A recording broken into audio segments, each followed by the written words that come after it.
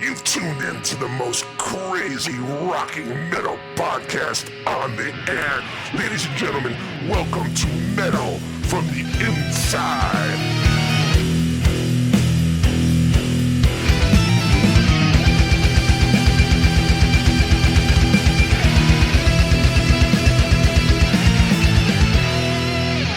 Welcome back, everybody, to a brand new episode of the Metal from the Inside podcast. And I am so excited about this episode. And I have a feeling that it's going to be an episode that's very, very meaningful to me. I have two very special people joining me, Kathy and Kelle Rhoads, the brother and sister of the late Randy Rhoads. Thank you guys so much for taking the time to join me today. Mm-hmm. You're welcome. Yeah, it's a blast to have you guys here. And I've been wanting to do this for a while because I know, your brother's music has meant so much to me. And I know that it means so much to all of the people who are watching or listening right now. So I kind of just want to get started with a little bit of what's been happening recently, with your brother, especially the Rock Hall induction, which, if I'm correct, you guys had no idea that he was even up for anything, right? No. Mm-mm. No, I got a call from the Osbournes the night before it was officially announced, and I was told, and I was like, what? I didn't know this. So that's how I heard. And then I called him and I told him. So yeah, totally caught off guard. Yeah. How does it feel for you guys to have him be honored that way? Because I know he's had some exhibits there before. He's had some stuff that's been displayed and shown and everything. But, to kind of have this, especially out of the blue, how did it feel for the both of you to have him recognized? Well, I had no idea he was up for an award. Yeah. So the next morning, a lot of guitar players I know started calling me, and they left messages, and they said, congratulations, blah, blah, blah. And I'm like, what's going on? And then I talked to her, Yeah. and she goes, Randy's been inducted into the Hall of Fame. And I go, everybody in Ozzy? And she goes, no, Randy. Yeah. And I go, wow. Yeah. I kind of had to think about it for a while. Really proud moment. Yeah, really proud. Wish really, my mom could see this. Yeah. Definitely. Yeah. Yeah, but really grateful for it, and he deserves it, and it's awesome. Really Everybody hears about it, says it's about time. Yeah. That's what I said when I heard it. I was like, what do you mean that he wasn't in there before? Like, it was just so this should have already happened. That's what a lot of people say. So yeah, at least I guess better than never. Late than never. Yeah, better right? late than never. Yeah. Exactly. And I know that you, Kathy, because I follow you on Instagram, which is of course how we got this together. I know that you've been sharing a lot of stuff about what you're going to be putting in the exhibit, because I know he's going to have, I believe, something starting in October. So what was the process for you guys of kind of deciding what was going to go into the exhibit? What you were going to pick and choose and that whole kind of thing? Well, we're gonna have a guitar, one of his guitars there, and it's gonna be the White Jackson. We've had the polka dot twice. So we thought we would do something a little bit different this time. Yeah, and Randy was synonymous with the kind of the invention of the Jackson Flying V. Yeah. And so we thought, what perfect thing to have it displayed. This year will be 40 years since we've lost our brother. Mm-hmm. And now he's inducted. It's like really a good year for him. So I wanted to be special, with this display, and have something that I thought maybe he might want displayed, since the other had been displayed before. And I think it was a good choice. From the feedback that I got, everybody's like, yes, this is good. Yeah. So, yeah. And then, we sent the pedal board with the shoes that actually made the imprint on the pedal board. That's legit. That's the way it was. And that's the shoes he wore on stage all the time. And the strap with the guitar. And anyway, so yeah, I think everyone will really enjoy seeing that guitar. Nobody's seen it before. They've seen the polka dot one that has been in the museum. So this is a first. It's the guitar that's in that picture behind us. Yeah. Yes. We're in my wine room. It's incredible. And I know that I was going to ask you guys, because I know that you guys had this, really terrible break-in that happened at Musonia a couple years back. And since then, I believe that you've had a lot of what was taken recovered. But what was, was it a little like hesitant for you to want to send stuff to the rock? I mean, I know that it's a display and everything, but for you guys, was it a little like, we had this really bad experience, and do we want to like let go of this stuff and have it sent to Cleveland? I can answer that because I was dealing with the guys from the Rock and Roll Hall of Fame, and one guy in particular, one-on-one with him. He's been awesome. He knows how nervous I was, and he has baby-stepped me through the whole thing and the process. And I will be there the minute it arrives there, and I will make sure I oversee it. I'm going to send you pictures of it getting here. They were handling it with gloves, so I do feel reassured from a very good employee there at the Rock and Roll Hall of Fame named Andy. I'm going to give him kudos because he was amazing. So yeah, they know. Yeah, that's great to hear, because I know that it was just like it was just, that was so awful when I heard about it that happened. And I know that like a lot of that stuff is just so, I mean, it's so irreplaceable to you guys, and I know that it must be hard to just let go of it sometimes. Absolutely. And Well, the result of it is we got almost all of it back. What we didn't get back was a flugelhorn of my mom's. And besides that, just some pictures. But everything else has been returned. That's amazing that they found it. That's incredible. Yeah. But it does kind of make you more vulnerable, like, more guarded, more cautious, because everybody wants to see all this stuff about him. And, it's been, in storage and in an undisclosed area. And, we'd like to share it, but then stuff like this happens. And then you're like, it's not worth the risk of losing something. So Yeah. that's the tricky part with the whole thing. Yeah, it's like the classic case of like one person ruins it for everybody, but I totally get it. I mean, that stuff is just, once it's revealed or anything, it's totally touchy situation. So I totally understand you guys being guarded about it and not wanting, things to get too out of hand. But kind of touching on Musonia, because I know that, kind of going back a little bit, I know that school is just so special to you guys. Your mom was only 28 when she opened that school, which is just so incredible that she managed to do that, and it's been around, now for so many years. So Kelly, I mean, what has it been like for you kind of taking over that school and kind of, I know you guys both also took lessons there when you were growing up too. Well, at first I was kind of concerned that by taking it over, would I be able to stay close to my mom's dream and keep it running like it is, keep it intact. And so far, it's been all right. It's kind of strange though. It's 73 years we've had that school, so it came along before us, and we try to stay as close to the way that she ran it. Yeah, it's actually time warp. Yeah, I don't know. It is. If you've ever been here. If you go inside it, the wood's the same, the fixtures are the same. Nothing's been remodeled. It's the way that it was when it was built. The way it was, especially when Randy taught, yeah, my mom taught, everything is the same. So it's kind of cool, Yeah. Do you get a lot of people? I'm sure you do. You get a ton of people who come, fans of Randy's and stuff. Yeah. If they want to come and do it the right way, they call and make an appointment. Yeah, and he does an amazing tour. So I try to satisfy everybody and make sure that they have a good experience, and I try to stay as close as I can to what my mom would be doing. If she was here. And they get a history lesson too when they yeah, get to it. He gives it really the history of the whole, building and the way it was. So highly recommended to have Kelly give you a personal tour of Musonia. Yeah, that's on my list. I've only been to California once, so it's on my list the next time I go. It's like it's a must do for me. But like I said, I know that you guys both took lessons there when you were, kids, and I know Randy did too.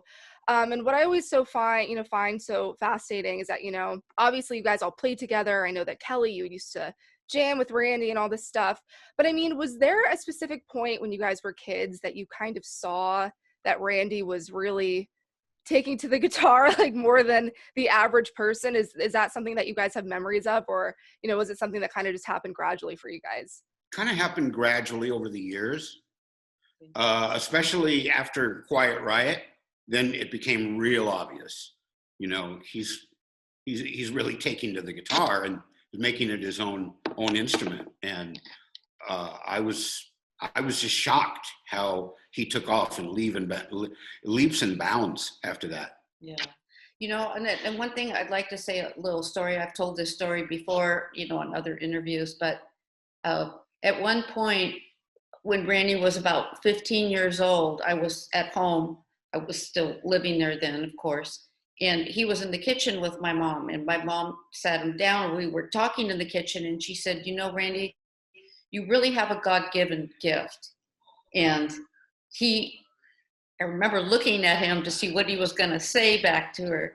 And he just tears were coming down his cheeks, because he knew if my mom said it, that really meant something. Mm-hmm. So that was 15. And another story that's true, he had a guitar teacher at Misonia who came up to my mom and said, I can't teach him anymore. He knows more than I do. And she said, oh, come on, you're joking with me, Scott. And he goes, no, I mean it. So that's 15 years old, and we knew something was incredible about him. Of course, he's the only guitar player we were around and saw, so we didn't compare, you know, him to other guitar players. We just saw greatness and took it for granted. So yeah. I mean, how old were you guys when you guys started playing? Because I know obviously that your mom owned a school, so I'm sure that, you know, she got you guys really involved in music from a very early age. So, I mean, what were your first memories of getting involved with music? So Randy and I started lessons on guitar at the same time. He was not quite 7, maybe approximately that, and I was, you know, a year older than that. And we started lessons together. But then he quickly went into, you know, the electric guitar. We started with acoustic. I stayed with acoustic. He wanted to go on with the electric guitar. And my Kelly took drum lessons. Was an amazing drummer.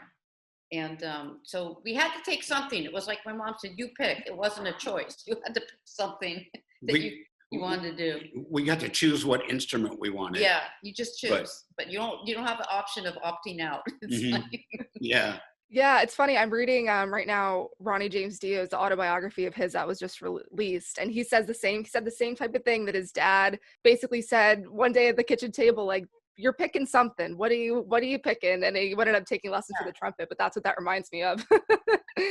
Yeah. I haven't read it yet. We know Wendy really pretty well. Wendy told us that he played the trumpet first.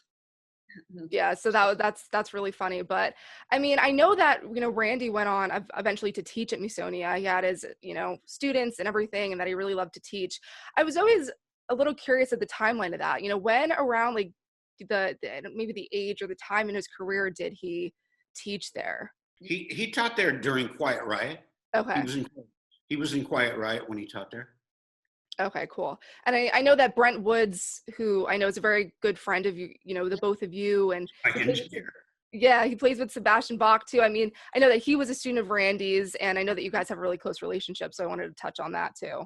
I'll tell you an interesting story. When he showed up there, his mom took him down for lessons, and he was about, I don't know, I think he was 12 or something like that.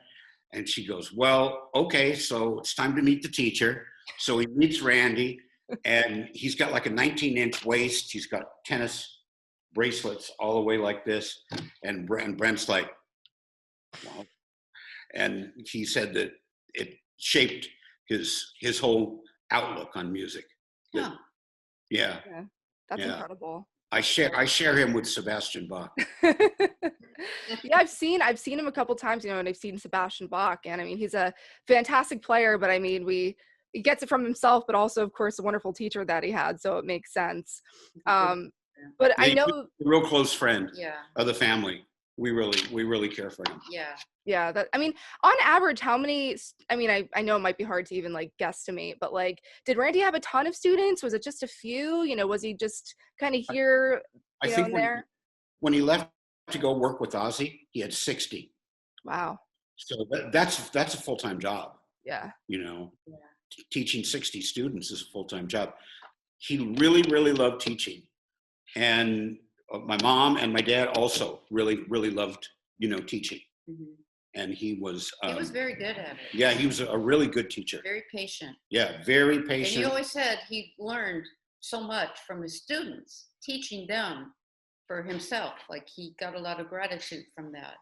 He said to me once, he goes, you know, it's really helped me a lot to teach. He goes, when you have to learn these songs people want and have them ready and stuff like that, he goes, it makes you a better player. I've heard that from a lot of different guitarists that I've talked to who, throughout the last year, especially have, had to start teaching lessons, over the Zoom and everything. Yeah. And that's what I've heard from a lot of them is that, it really kind of makes you go back to your own skills and, relearn things that you might have, been a little shaky on or whatever. So that's really cool to know that he felt that way too. And like touching on that as well, I've always wondered as a fan of his, it's quite obvious that we lost him just way too early. And I've always just, like so many people, was always curious as to what he would have done. When I remember being a fan early on, I always thought maybe he'd do something with Ozzy again or another hard rock record. But, learning about him, I know that he really wanted to go back to a lot of his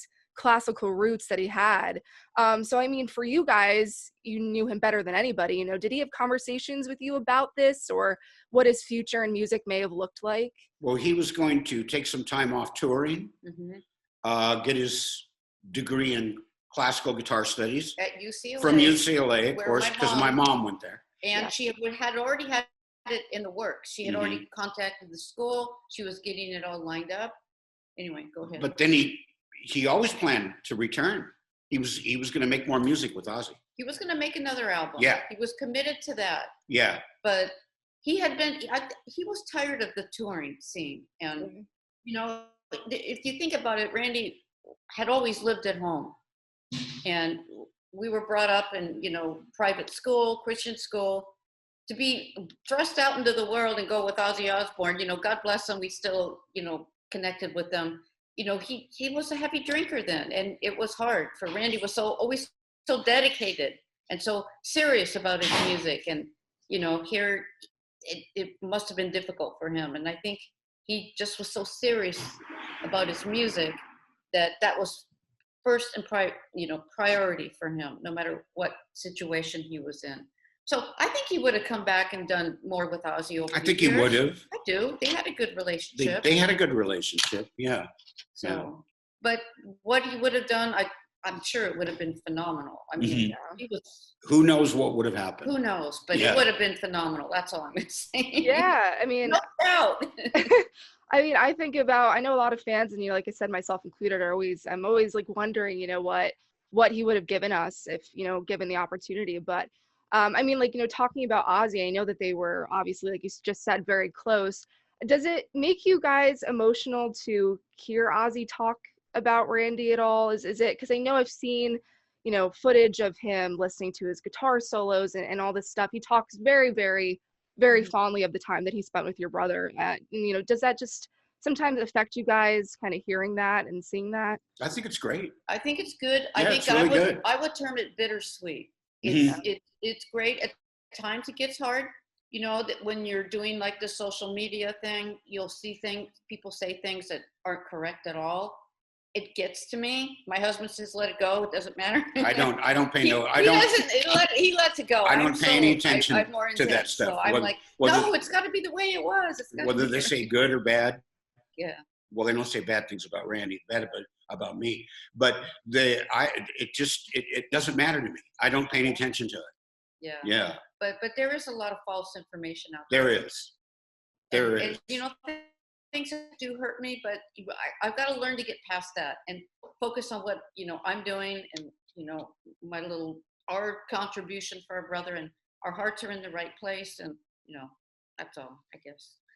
Yeah, I something I haven't really even thought of before is exactly kind of what you were saying. Is I'm sure that there's just, especially, with Randy, he's become such an iconic figure, and there's, just again, all this mystery about what he would have done and, what he was doing, right before, he passed away and all this stuff. And I'm sure that, that definitely gets frustrating of having to see people saying things you're like, for a fact, I mean, nobody gets closer to him than you guys. So it must be like, that's so just not correct. Do I say something? Do I not? No, don't say That's anything. just something that if you're related to a real famous person, I guess, that's going to happen. Yeah. It's just inevitable. I guess, Yeah. So something too, I really have always been curious about when it comes to Randy, because I've heard this many times, and this is going to be me asking you guys if it's actually true. I know that he was a huge Alice Cooper fan. I am as well. I've even had Alice on the podcast, so I'm a big fan, and I've heard many times that, you know, when Randy saw Alice and saw Glenn Buxton, that was a really kind of life-changing moment for him. Is that accurate? Yeah, He took him to the concert. I told him, I go, we're all going to go see Alice Cooper. So Randy goes, okay, who's she? And I go, you'll see who she is. I'll share a memory with you. We got there. The place doesn't even exist anymore. It was the old Long Beach Municipal Auditorium, all made out of wood.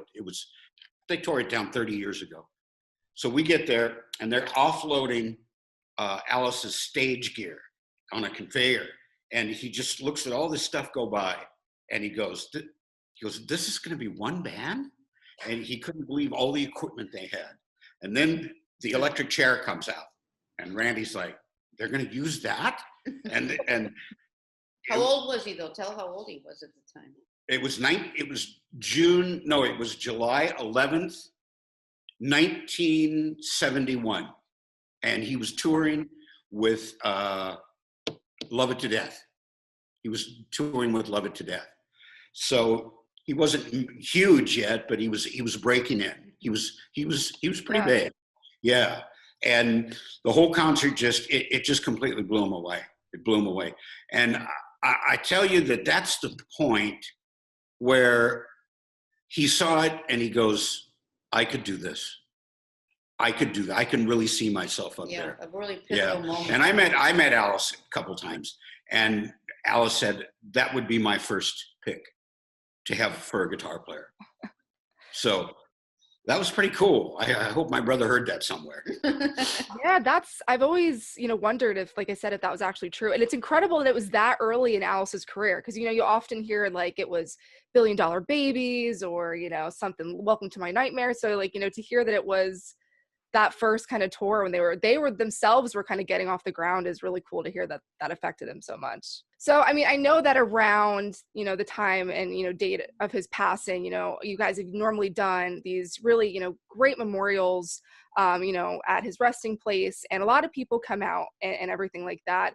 Does it, just ever, I guess, still bewilder you guys or overwhelm you guys to see the amount of people who come out to these things? And, even for you, Kathy, the amount of people who message you on Instagram or follow you for information, and pictures of Randy, does it ever kind of just still bewilder you guys that there's that many people out there who come and visit?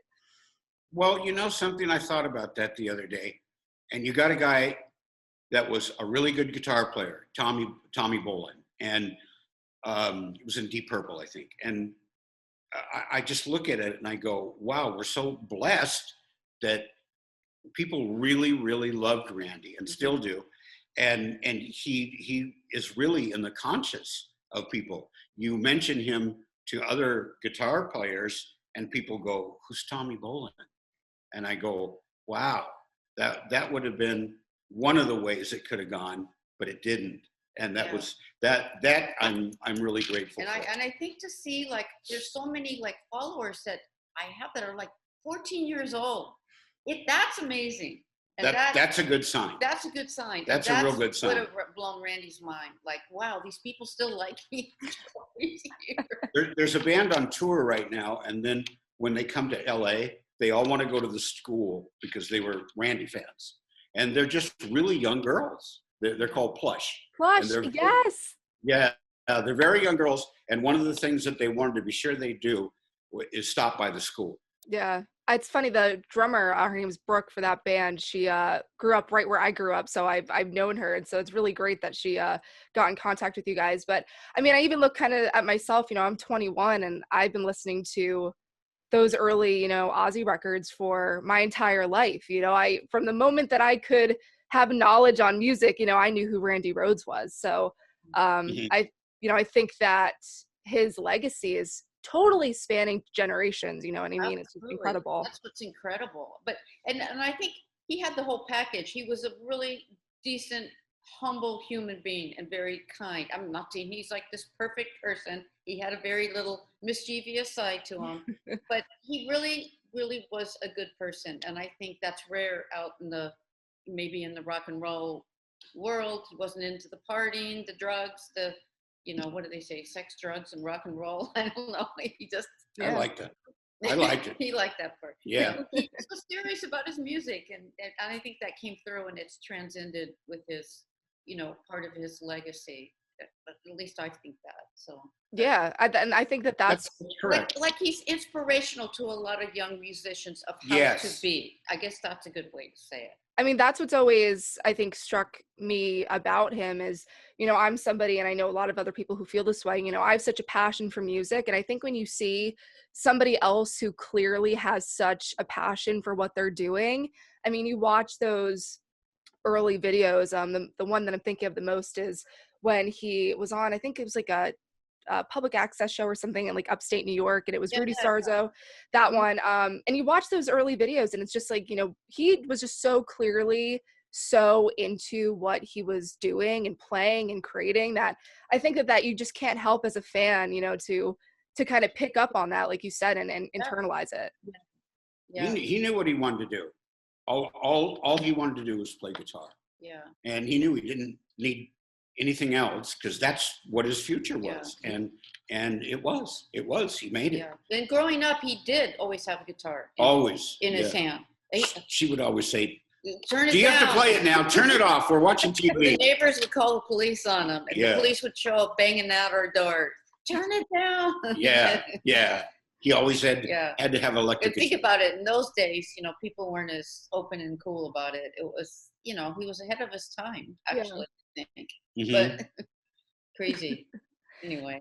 I know you, Kathy, had a really I know you did have a close relationship with him too, Kelle, but you were only a year apart with him, right, Kathy? So, I mean, you guys at one point were really, really close. Yeah. They were close when they were really, always, but they were close when they were really young because, they were like always hanging around with each other, you know? I was like the older brother. He was 4 years older than me. It seems like 4 years is not that big a difference, but it was then.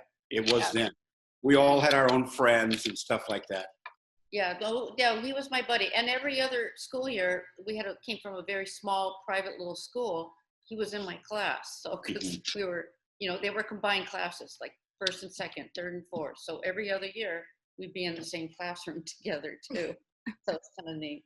But I wasn't really as close to Randy as Kathy was, but we started getting like really close a month before he passed away. Yeah, that's something I'd like to bring out. Yeah, Randy, he had this little LA scene playing at the local, nightclubs here that, which is pretty historic in itself, Sunset and the Starwood and all those, little LA nightclub scenes.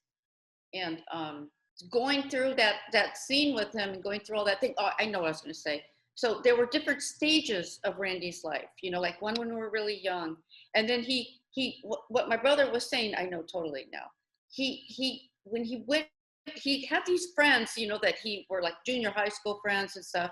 But when he went with Ozzy and he came back, he was definitely changed. Mm-hmm. And I think we both saw that. Like he matured. He appreciated, he'd never been away from home. He appreciated that. He appreciated, what we had being with mom. He really, really matured and had changed. And I think it might have been a changing point actually in his life about where he was with Quiet Riot and going forward in a professional manner. This was big time. And now things were going to change for him.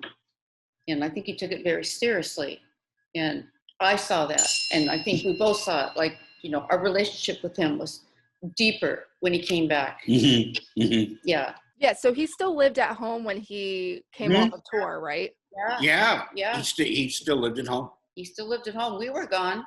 I had kids. He was gone. But Randy was still home with my mom. Yeah. At the end. And I can assume, I know that, you guys were, of course, very close with your mom too. I mean, what was their relationship like? Because I mean, it was, that's a very vague question. I'm sure it goes very, much deeper than that, but. Let him start. she was pretty strict. Yeah. Yeah, and she really didn't tolerate any foolishness. Yeah, she called the shots. Yeah, she didn't tolerate fools very well, and she called all the shots. There was never a question what mom said. Yeah, she was driving the bus. There's no doubt about it. Yeah. Yeah. But to get back to, the relationship with my mom and Randy, I think back now, and she favored him. I know we both saw that. Absolutely. Because think about it, she was a professional musician herself. Mm-hmm. He probably was following in the footsteps, maybe perhaps she would have wanted to go. I think so. I think that's true. Yeah. I think that's true. There's some validity. So this was like, her budding baby that's going out there, and she saw that he was, definitely gonna probably make it, out there. And I think they had a really very special type bond. When he was on the road, he'd call her, everything he wanted, every question, boom, mom was there for him. Mm-hmm. But I'm so glad they had that. I don't feel bad about that. I think we got snuffed sometimes, but it's okay because he's not here. And we had mom, and we had her the whole rest of her life. Yeah, she lived to 95 years old. We had the whole rest of her life. But I think she favored him. And he was very sick as a baby. I've made posts about this. When he was born, he almost didn't make it. He was taken too soon. And he had some lung issues. And Didn't he have colic? No, well, he might have. But I'm saying this was a lung development problem where he had to be incubated. Yeah. And then he fell out of his high chair at 1 year old on his head. And then when he was in first grade, they thought he had rheumatic fever, which he didn't, but he was out of school for months in bed, really sick. So I think because he was like a sickly child, that was another reason my mom babied him. Yeah. What did she think about the rock scene that he ended up joining in? Because I know he started out with classical guitar. He was no, you got that wrong. That's a misconception. Okay, then please correct me, because I've heard that, and this is exactly what I want. I want to know the actual facts. So please, that's a misconception I'm talking about. Yeah. He didn't get into the classical stuff till he was in Ozzy and been in Ozzy for a while. And then he started studying classical music and get more interested in it. But when he started out, he was just rock. Yeah. Okay. That's why I'm saying he matured so much when he was with Ozzy. It was like, it's almost like he metamorphosis or something. He did. And he took it seriously. And he took lessons when he, got out the yellow pages back then for us old timers. And he'd look up an instructor at he when they went to a city, he'd look up to see if they had a college. A professor. Did the college have a music department? Did they have a guitar department? And if they did, he would look them up and go take a lesson from them if they would, accept a student like that. Mm-hmm. So most of the time, he probably learned something, but sometimes he ended up teaching the teacher. Yeah, that's true. It's a true story. Yeah, well, you heard it here first, guys, is he did not start playing classical guitar. And that's very interesting because, I've always heard that. I've always heard that, he started playing classical and that's how he was like a virtuoso and everything. But I'm very glad that you corrected me on that, because I feel like that is like one of the biggest pieces of misinformation that has been spread around, is how he started out. There's several of them, but that's one of them. Yeah, there's a lot of misconceptions. Yeah. But like I said, that's just bound to happen when you have a famous person, Yeah. But she was supportive of the kind of heavy metal, your mom was very supportive of the heavy metal. No. She didn't think too much of the rock scene. And she didn't expect that he was going to be a classical musician. She would have liked it, but it kind of grew on her. Like, and she supported it once he did it. Yeah. Once she was at his concerts and with Quiet Riot and Starwood. She did. She's probably the loudest one in the audience. But at first she wasn't real sold on the whole rock thing. But let me, say one thing. She was smart enough to know, because when Randy got the interview for Ozzy, he didn't want to go. He was dedicated. That's right. But she said to him, in this business, it's not, maybe this isn't your thing, but it's introduction, and then other opportunities will open up. So you can do this for a while, get your name out there, get this experience under your belt and then go forward. But The reason she's saying that is because Randy didn't like Black Sabbath. yeah, he didn't want to go. I loved them. I thought they were great. But he didn't particularly like their style of music too much.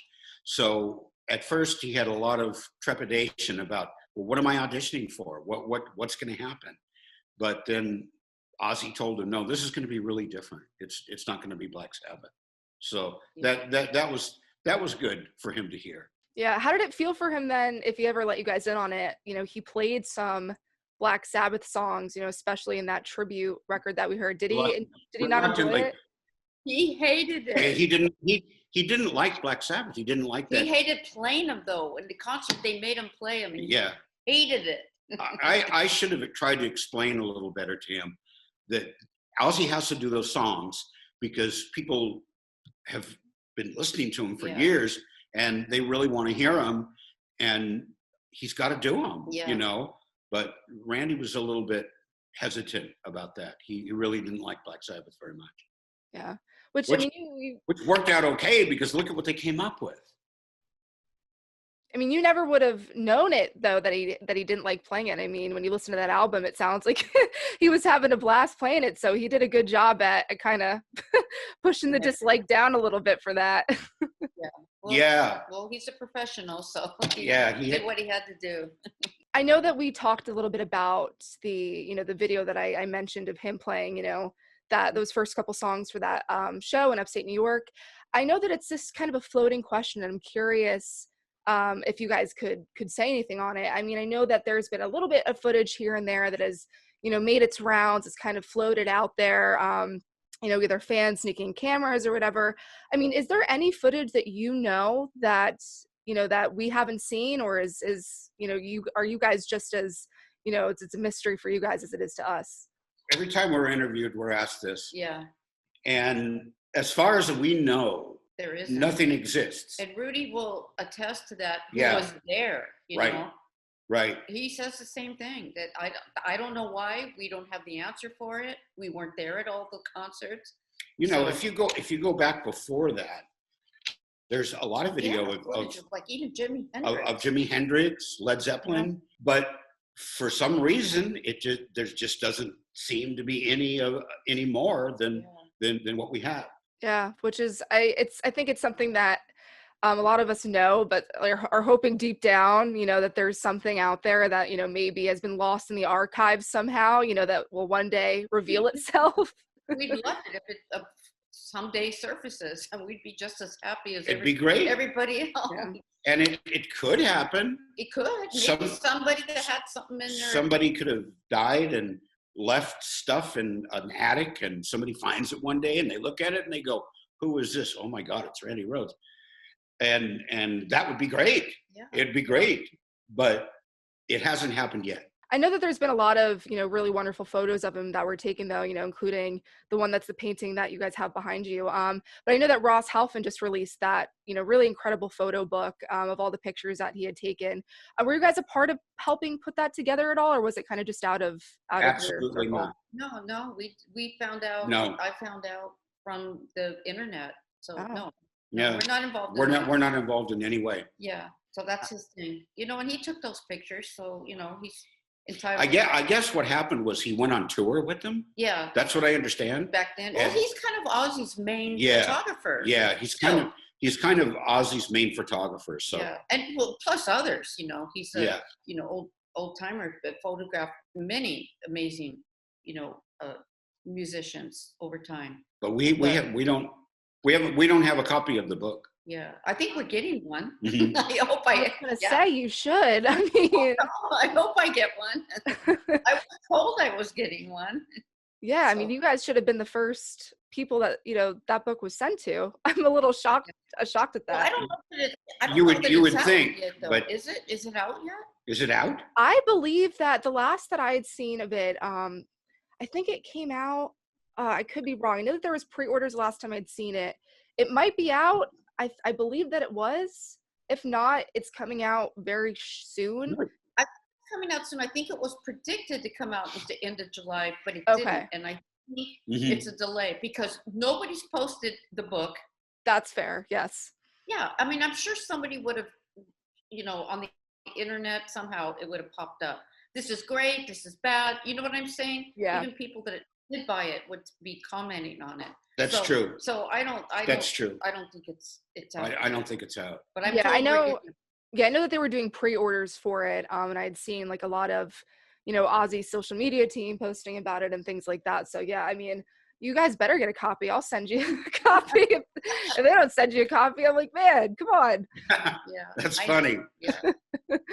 I mean, if you do, and I'm sure that you're probably going to get that book and see a lot of, photos that you maybe haven't seen. I mean, do you guys get a lot of that of, you see things on the internet, or you see, come across pictures that you haven't really seen of him before? Well, you do the Instagram. Yeah, and there's Do so people many, send you pictures, any that you've never seen before? sometimes, yeah. Mhm. A lot of them they repeat, redundantly, and Yeah. that's okay. I mean, they're just anything they can get, they want, and I get that. Mhm. The family has a lot of things. We don't know eventually what we like to do. Maybe a project, him and I, of some things that we don't share. We're protected and we're guarded, and there could be a nice project in the future, maybe. But it's got to be the right thing. It's got to be the right thing, and no room for failure. So that's how I feel. I think he agrees with me. Mhm. Yeah, I mean, I know that you guys had talked about maybe like a museum of some kind, but I know that was kind of scratched a little bit once that break-in happened. After we got that Yeah, Thanksgiving present, yeah, we go, oh, well, if we establish a museum, which I wanted to do, yeah. they're just going to take a truck, wrap chains around the bars, and take everything. Mhm. So that's now we can't So do sadly, we can't do that. Yeah, that. we can't do that now. We were in the midst of getting things together for it Mhm. and doing it, but it's not worth it to us. That was our plan, but Randy's things are very special to us. Mhm. And I've said it before to someone, especially about the guitars. They're like his soul. Those guitars are like his soul. And we honor that and we preserve it. And it means so much to us. We don't want to sell his stuff. We're not trying to make money off of him. It's preserving his history, his legacy, which he deserves. And we're trying to honor that best we can. Could we do more? Do they want more? I Listen, hope the right thing comes around to you- finally do him justice. Whatever you give them, they'll want more. Yeah, Exactly. Whatever you'll give them, they'll want more. but we appreciate it at the same time. I don't want to sound, doom and gloom. We love this attention he's getting, the recognition, but we're guarded. So if that makes sense. Mhm. Yeah, absolutely. It absolutely makes sense. I mean, for that break-in, I know that it probably was a lot of, you had a lot of thoughts about it and maybe what the goals and motives were. Do you think that whoever did that, it was just like we're gonna just vandalize a place, or you think it was actually kind of like planned, like we're trying to go in and get His guitar. They Randy's thought. stuff. We tell people. They probably thought his guitars were there. Yeah, we tell people all the time. We have a very secured, undisclosed location. And it's We don't not the tell school. anybody. It's not our homes. It's not our school. Please, people, stop trying to invade us because they're not going to Mhm. get what they want, and we're not going to tell them where they are. Obviously.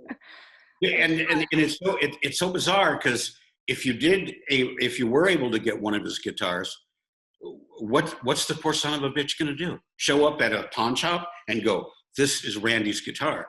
They would call the police in a minute. Yeah.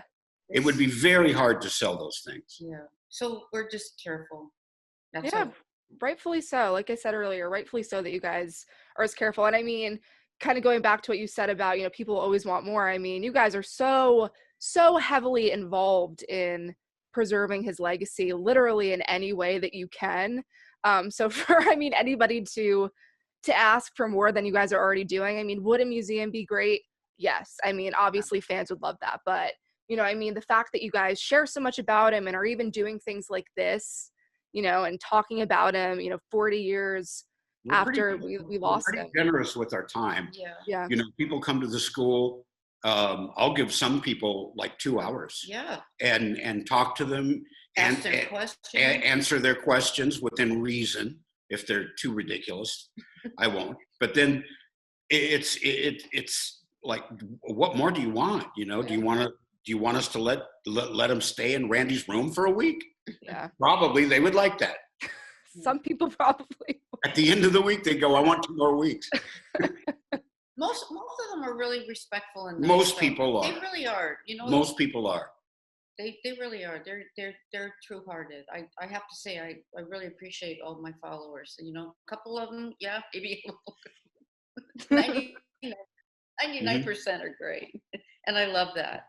So Yeah, absolutely. I mean, there's a lot of people who really love him, and I think sometimes, yeah, people definitely show it in a very strange way, as I'm sure that the both of you can attest to that. But too, really quick, I also want to touch on what each of you have going on. I mean, I know Kathy, you have your great wine tasting room, and I know you've had a lot of. I believe that's where you are right now, right? It's been right closed for about 17 months. Because of COVID. It started. I have a grandson who has a severe heart condition. He lives next door to me. So with this COVID thing, if I'm not careful, it's just really sad. But I'm hoping we can come back. And it was such a Musonia and the wine room were meccas of people coming and could meet, sit down with me, sit down with Kelly and talk to everybody. We have live music here. It was great, and I miss that. But I just have to be safe, and time will tell what happens next. So. Yeah, we never closed the school, really. We have some of the lessons viral though. Yeah, we remained open, but we have like viral lessons too. So yeah.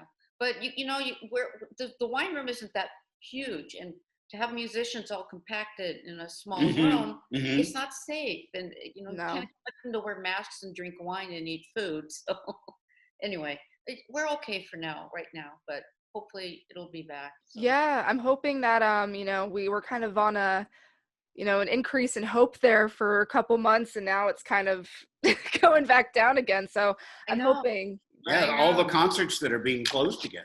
Yeah. I just hope the induction thing doesn't get closed. Yeah, are you guys planning to go to that if all goes well? Yeah, totally. I haven't been invited. To the induction at the Rock and Roll Hall of Fame.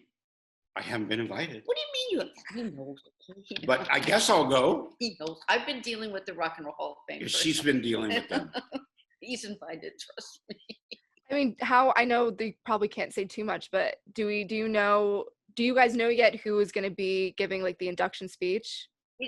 Because of COVID, the protocol is going to be, who knows, till the last minute. Right. I don't think they know yet.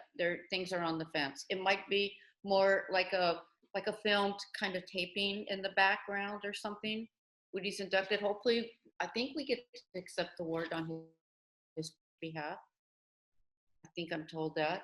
So hopefully that happens, but it's still in the air. But they're selling tickets, so that's a good sign. Yeah, it's one of those things that every day, I said this with the last interview I did, every single day it's like, you wake up and there's something new, and it's eventually like I'm sick and tired of living through the something new. Like I just want to get back to. Totally. Yeah. Don't we all though? Totally. We all do. It's too long. It's too long. And I mean, is there any plans? I know that it was the last couple of years. I mean, obviously I believe you guys started it back in like 2014 or 2015. The Randy Rhoads Remembered concerts that you guys do, sometimes at NAMM and everything.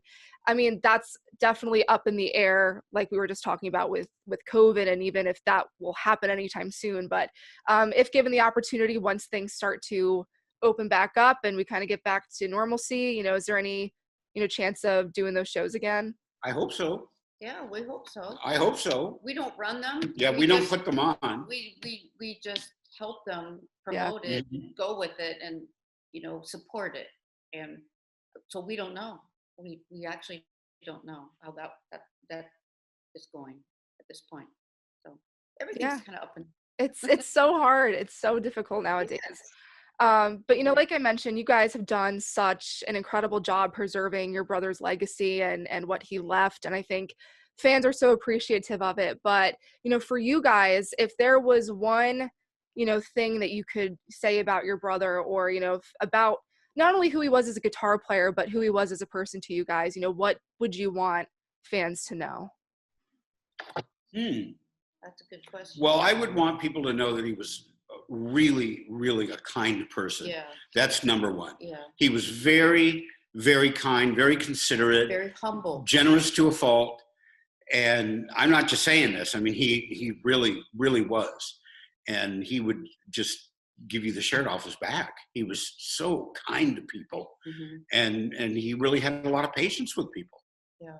And I would say too, to add to that, very humble. Yeah, very humble and very appreciative. He was, it's just sad, just really, really an extraordinary person.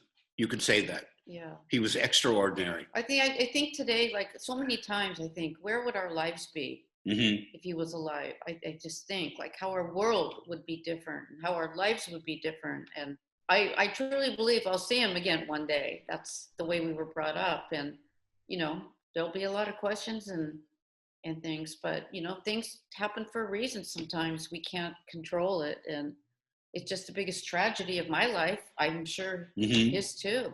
You never get over it. You don't. You don't. And that's one of the reasons I do my Instagram. It's therapeutic. Here we are 40 years later, and you're sharing a legend to them, but it's your brother. And to me, it's a different thing.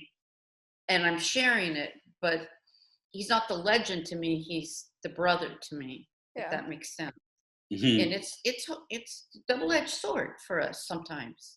It is, but we think that we're doing what we can for him, and that's what's more important. So yeah, I was gonna say, I mean, you do all these events and you do these memorials and you do the sharing and the pictures, and you're the one who, you know, people who pick everything that's given to exhibits and stuff. And I mean, I'm sure that although sometimes it's easy to remember, you know, the great memories, sometimes it can be very emotionally kind of taxing to have to constantly kind of be in that place and whatnot.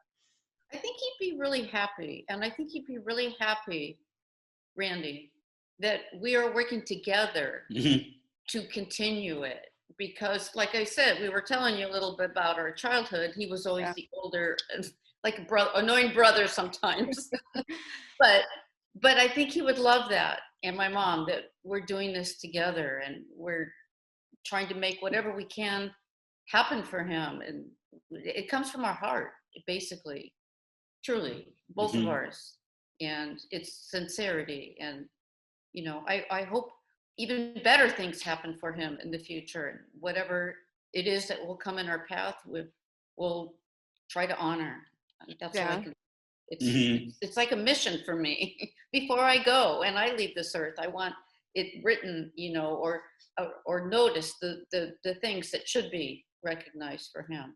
Yeah, I mean, even for you, Kathy, I know, like, you were just talking about your grandson or your grandchildren. I mean, for you, what has it been like to, you know, kind of pass on?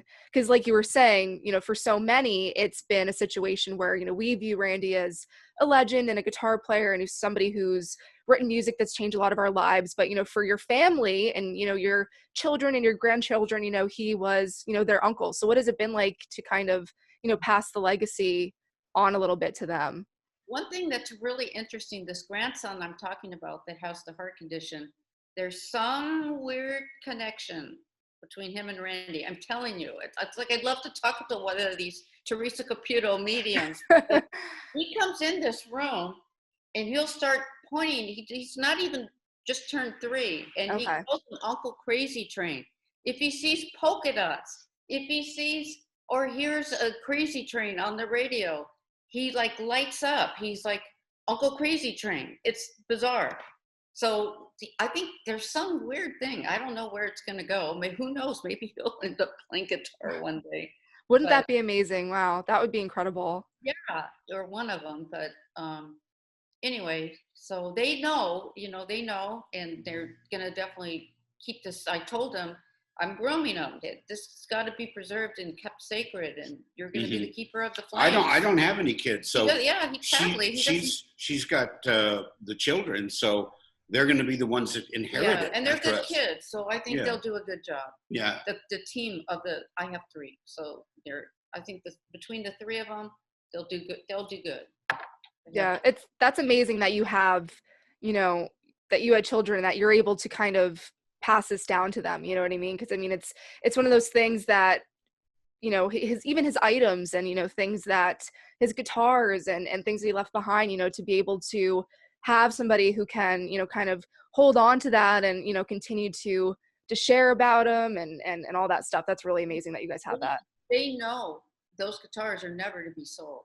No, Yeah. and you know that, and they understand and they agree that this is preserving. It's not making money off of them. Mm-hmm. And that's important to both of us, that we know that when we're gone. Indeed. Sadly. Yeah. Who would have known? But anyway. Creeps up on you. Yeah.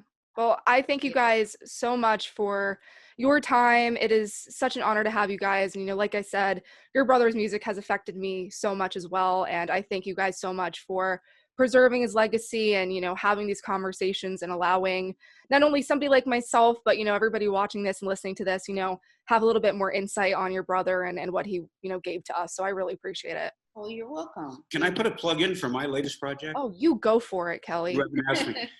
Brent and I are to the point where we're almost finished. Well, we are finished.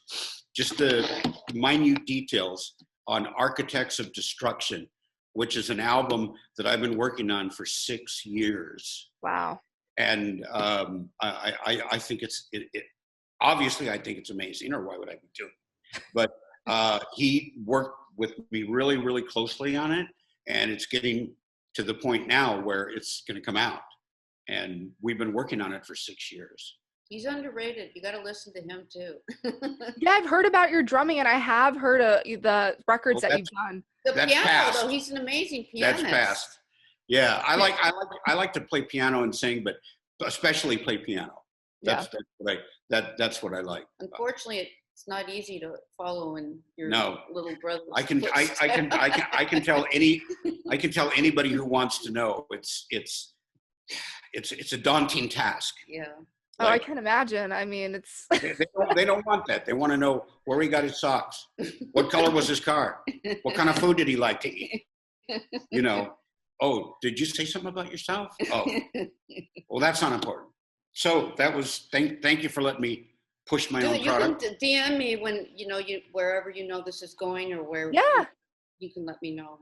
I could send it to him, or you can watch it. I'm not too internet savvy. I don't know very much about the internet. I depend on my wife and my sister. And I struggle along. Yeah, but you're better than me. Sometimes it's better though. Like, it's one of those things where, like, for me, a lot of what I'm trying to do for my career, it's like you have to be online. And there are some times where I'm like, man, I wish I didn't have to be. So sometimes it's better. Yeah, and Randy, never saw all this kind of technology. All of this technology didn't exist when he was here. He probably would have adapted to it pretty good. Oh, absolutely, he would have. I mean, all these musicians use, all these apps and stuff for their music on their phones and stuff. But I struggle with it all the time, but I have a real internet savvy wife, and she's real good at that. Kathy's way better at it than I am, and so that's why I'm dealing with the rock and roll. I'm not completely out of the loop, but I always get my information second. And I tell them, I keep everything we decide together. When it comes to Randy, it's 50-50. And in a weird way, did that kind of losing him kind of bring you guys? I know you did say that it's been you guys working together, but was losing him something that kind of brought you guys together? After that happened. I think so. Absolutely. Yeah, absolutely. And I think it even more so once my mom died. Yeah, my brother. But then when my mom passed away, Randy's whole legacy, it was ours. My mom did it. It's us. Now it's us. Yeah. It has to become. And so we're doing it together. And I think they both be really proud of us. I think so. I think that they would like what we're doing. Yeah. We're sure doing it, out of our hearts. Absolutely. Yeah. And not out of our pockets. That's right. A big point. Yeah. Yeah. What I share on the internet, you see it. I don't want anything in return other than to share my brother's heart. That's it. Yeah. And I think it's so cool that you did share the stuff that's going to go in the Rock and Roll Hall of Fame, because I know, it's sometimes, especially now, not everybody is going to have the chance to go and see that. So, to be able to share that is great. There for a year. 1 year. But she's right. Not everybody's going to fly to Cleveland to see it. Right. So that's why, exactly. This is for my followers who will follow me, and you'll see it here because you might not be able to go. That was exactly the point. Mm-hmm. And they thought first what I was going to send. So Yeah, it's really great, like I said, everything that you guys do, because it's just for fans, and like I said, people who, maybe didn't get the chance to meet him, or somebody like me who I'm 21, there's only so many interviews I can watch or things I can see. So, to be able to hear from you guys and have you guys be so open about him and everything, the memories and stories about him, it's really, really great. And I think a lot of fans appreciate it. Well, thank you. Appreciate I it. hope so. Yeah, I know for sure that they do. I mean, it's really incredible what you guys do. And thank you guys so much again for coming on and doing this. It really does mean a lot to me. I mean, Randy's always been one of my favorites. And like I said, in the interview too, it's just, I can really tell I have such a passion for music. And so when I saw him play and when I hear him, it's definitely one of those things where I can sense that. And it's like it's something that I feel like makes me relate to him a lot. So I appreciate that. Yeah, I think that's the thing. Randy's very relatable to a lot of people, Yeah. Mm-hmm.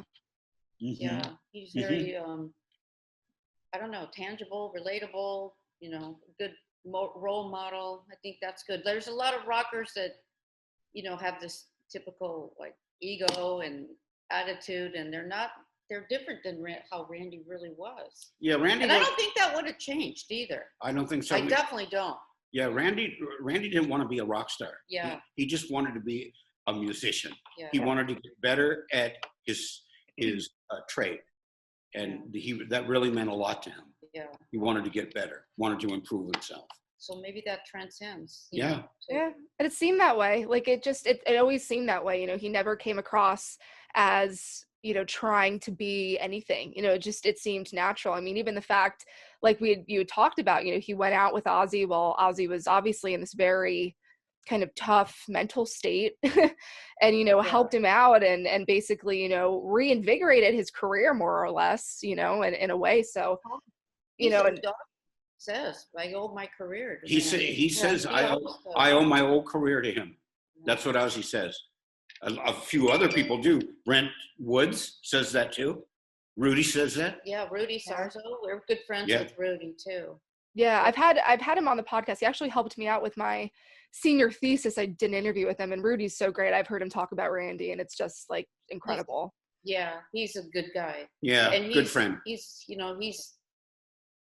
a lot like Randy's demeanor too. Very humble and sweet and kind and easy to get along with. Yeah. Good guy. Yeah, he's incredible. And like I said, I've heard him talk about Randy, and he just has so much love in his heart for him, and it's just so evident when he speaks about him how much he loves him. Definitely. Well, when we did the Randy Rhoads Remembered concert series, I got to work with Rudy because when we do the part where I'm involved in it, I sing the old Quiet Riot songs when Randy was in the band. Yeah. And they always put Rudy on bass with me. And I don't know, that's real special. I can't even describe that. It's really special. We can both feel it, but it is. It's great. It's really, really, really, really great. Yeah, I mean, I can assume so. I mean, it's also the thing, that you have with Rudy and, with Brent that I'm sure that it's hard for you to have with a lot of people is, they actually, again, going back to, they knew Randy as the person, not just the player, The famous musician, they knew him as the friend. Yeah. Mm-hmm. And the teacher. Mm-hmm. Yeah, I'm sure that it's nice to talk to people sometimes who it's like, you knew him as just Randy and not, this larger than life person. So I can totally see how that would be helpful for you guys. All right. Well, nice meeting you. And nice meeting you. If I'm ever in California, which hopefully again soon, I'll let you guys know, and I'll stop by the winery and the music school and all that fun stuff. But you're in New York, right? I'm in Philadelphia, so close. Oh, Philly. Okay, I thought you said New York. Okay. Well, it's still East Coast. Mm-hmm. Yeah. Look us up. If you're ever out here, look us up. You definitely, you know where you can contact me. Just DM me and I'll meet you. I'd love to. Yeah. I mean, I was planning on it maybe sometime next year, if all goes well. So I'll let you guys know, and I'd love to. That was something that I didn't get to do last time I was there. So I'll let you know. Yeah, have some wine, Randy Rhoads wine. Yes, and I can officially drink now. So yes, I will definitely be doing so. Yeah.